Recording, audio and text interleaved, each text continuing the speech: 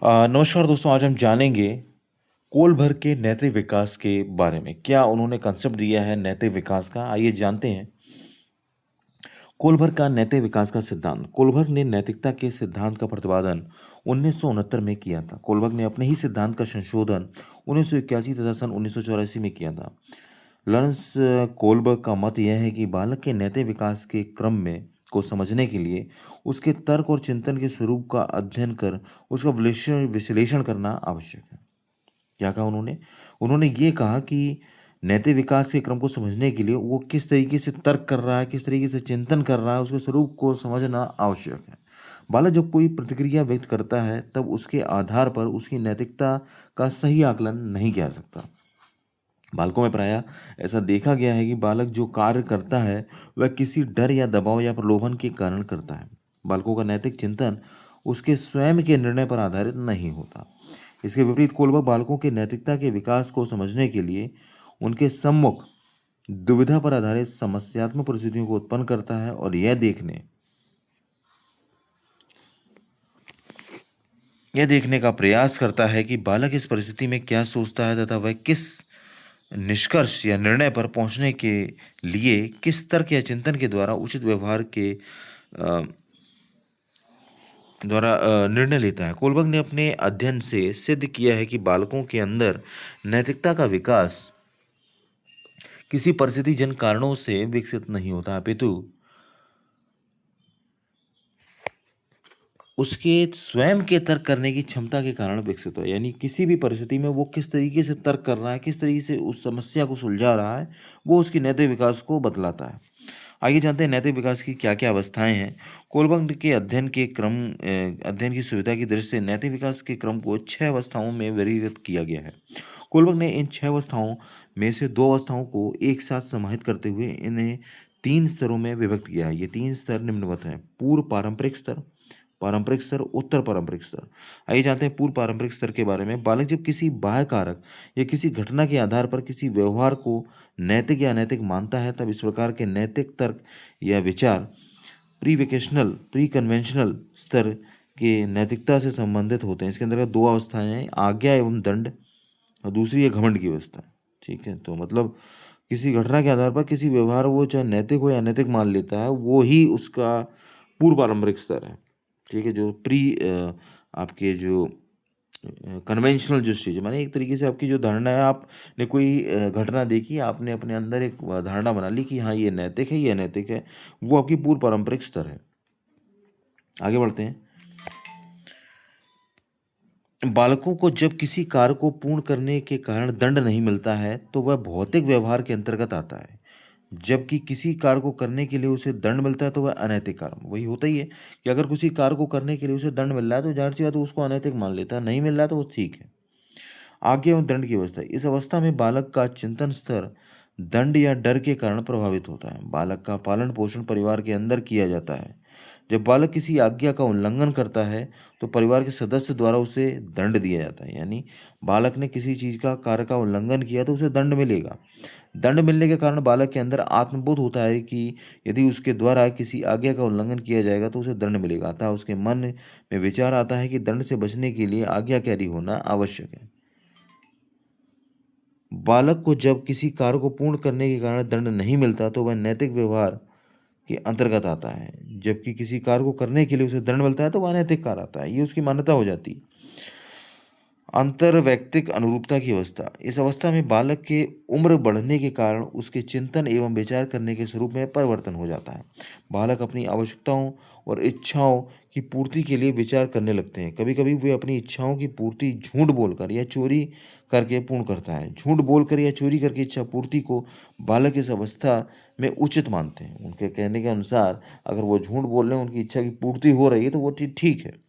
प्रशंसा या अच्छा लड़का लड़की की अवस्था। बालकों के अंदर नैतिक विकास की तीसरी अवस्था प्रशंसा पर आधारित होती है। बालक जब कोई ऐसा कार्य करता है जिसकी स्वीकृति परिवार और समाज के सभी वर्गों से प्राप्त है तो वह उस कार्य को प्रशंसा प्राप्त करने के लिए करता है। इस अवस्था के बालकों के अंदर कौन सा कार्य प्रशंसनीय है, कौन सा कार्य निंदनीय है, उसमें अंतर करने की प्रवृत्ति का विकास हो जाता है। बालक इस अवस्था में उन्हीं व्यवहारों और कार्यों को अच्छा मानते हैं जिनकी प्रशंसा पाठशाला, परिवार एवं समाज में प्राप्त हो।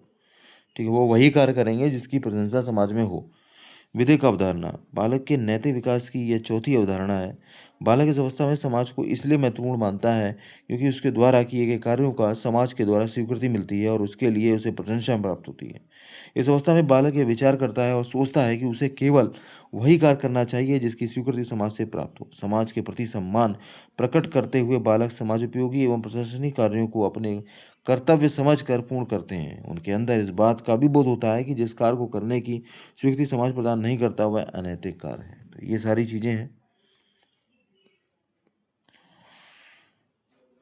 आगे बढ़ते हैं। सामाजिक समझौते की अवस्था, इस अवस्था तक पहुंचने में व्यक्ति को नैतिक विकास की दिशा अत्यधिक परिवर्तनशील होती है। इस अवस्था के व्यक्तियों के नैतिक चिंतन का स्तर काफ़ी ऊंचा होता है। इस अवस्था में व्यक्ति के अंदर नैतिक एवं अनैतिक में अंतर करने वाले परिपक्वन के कारण विकसित होती है। इस अवस्था में व्यक्ति यह मानने लगता है कि व्यक्ति को अपने जीवन के सुचारू संचालन के लिए समाज द्वारा बनाए गए मान्यताओं और नियमों का पालन एक समझौते के तहत करना है। इस अवस्था में वह ऐसा मानने लगता है कि समाज के द्वारा बनाए गए जो भी नियम हैं, व्यक्ति के जीवन एवं उसके अधिकारों की रक्षा होती है। व्यक्ति के द्वारा किए गए वे सभी कार्य जिनकी स्वीकृति समाज से प्राप्त होती है वह नैतिक माने जाते हैं और उसके विपरीत जो कार्य होते हैं वह अनैतिक माने जाते हैं। सार्वभौमिक नीति शास्त्र अवस्था, व्यक्ति के नैतिक विकास की अंतिम अवस्था विवेक की अवस्था होती है।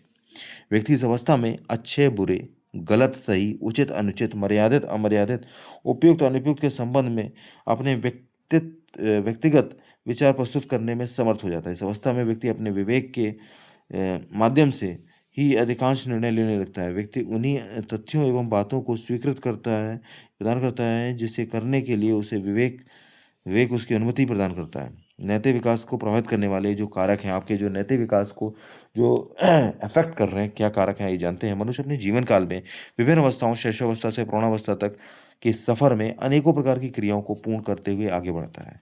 व्यक्ति का नैतिक विकास भी कई कारणों से प्रभावित होता है जिसका प्रभाव उसके व्यक्तित्व पर स्पष्ट दिखाई देता है। व्यक्ति के नैतिक विकास को प्रभावित करने वाले कुछ प्रमुख कारकों को चर्चा करते हैं। व्यक्ति का शारीरिक स्वास्थ्य बालकों के नैतिक विकास को प्रभावित करता है। आपका शारीरिक एवं मानसिक स्वास्थ्य कैसा है ये आपके नैतिक विकास को प्रभावित करेगा। शारीरिक रूप से स्वस्थ बालकों का मानसिक स्वास्थ्य भी अच्छा होता है। शारीरिक रूप से स्वस्थ होने के कारण बालक अच्छी तरीके से विचार, मंथन, चिंतन, ये सारी चीज़ें कर पाता है। इस प्रकार स्वस्थ बालक अच्छे विचारों को ठीक प्रकार से और शीघ्रता से ग्रहण कर सकते हैं। शारीरिक रूप से स्वस्थ बालकों का नैतिक विकास अच्छी तरीके से होता है। पारिवारिक वातावरण, बालकों के अंदर नैतिकता का समुचित विकास परिवार के द्वारा ही विकसित होता है। अच्छा बुरा, उचित अनुचित, सद्गुणों का विकास माता पिता से ही बालकों पर स्थानांतरित होता है। यदि बालकों को परिवार में प्रेम एवं स्नेह मिलता है तो उनका नैतिक विकास बेहतर होता है, जबकि विपरीत परिस्थिति में उनका नैतिक विकास प्रभावित होता है और वे अनैतिक कार्यों की तरफ अग्रसित हो जाते हैं। नैतिकता पर समूह का प्रभाव, बालक या व्यक्ति के नैतिक व्यवहारों को समूह में रहने वाले अन्य सदस्य और उनके साथी भी प्रभावित करते हैं। बालक यदि किसी कार्य को कर रहा है तो वह नैतिक है अथवा अनैतिक, इसकी स्वीकृति समूह के सदस्यों एवं उनके मित्रों के विचारों पर केंद्रित होता है। समूह जिस कार्य को करने की स्वीकृति प्रदान कर देता है व्यक्ति उसे ही नैतिक मानकर पूर्ण करता है।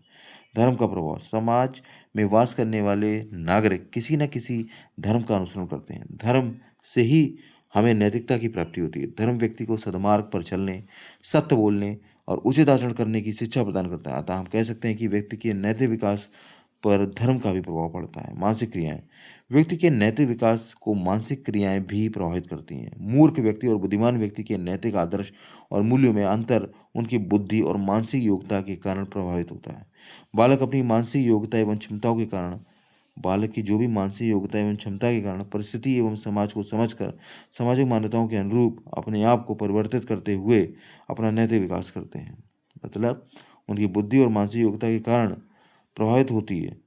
बालक अपनी मानसिक योग्यता एवं क्षमता के कारण परिस्थिति एवं समाज को समझकर सामाजिक मान्यताओं के अनुरूप ही परिवर्तित करते हैं, अपना नैतिक विकास करते हैं। सूचना की स्रोत, पत्र पत्रिकाओं, दूरदर्शन, पुस्तक, विज्ञापन एवं इंटरनेट आदि साधनों के व्यक्ति के नैतिक व्यवहार को प्रभावित करते हैं। महापुरुषों के व्यक्तित्व को पढ़ने, कक्षा में चलचित्र के माध्यम से पाठ्यक्रम को देखने, समाचार पत्र पत्रिकाओं में संपादकीय को पढ़ने एवं ज्ञानवर्धन बातों को सुनने एवं बालकों के नैतिक विकास में परिवर्तन होता है। तो ये सारी चीज़ें आपके नैतिक विकास को प्रभावित करती है।